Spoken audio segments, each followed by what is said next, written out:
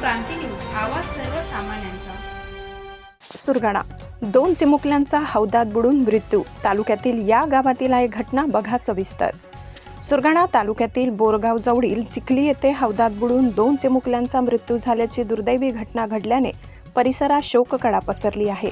मयत दर्शन जगदीश भोये व तन्मय निलेश भोये दोघेही राहणार चिखली हे सकाळी 10 वाजेच्या सुमारास घराजवळ खेळत असताना जवळच घर बांधकामासाठी खोदलेल्या पाणी साठवण खड्ड्यात बुडून दोन्ही बालकांचा पाण्यात बुडून दुर्दैवी मृत्यू झाला आहे। ही बाब घरच्यांच्या लक्षात येताच एकच खळबळ उडाली। पाण्यातून काढून त्यांना तात्काळ उपचारासाठी बोरगाव येथील प्राथमिक आरोग्य केंद्रात दाखल केले असता प्राथमिक अहवालानुसार वैद्यकीय अधिकारी यांनी मृत घोषित केले। शवविच्छेदनासाठी दोन्ही मुलांना सुरगाणा ग्रामीण रुग्णालयात दाखल करण्यात आले। शवविच्छेदनानंतर मृतदेह नातेवाईकांच्या ताब्यात देण्यात आले। चिखली येथे अंत्यसंस्कार करण्यात आले।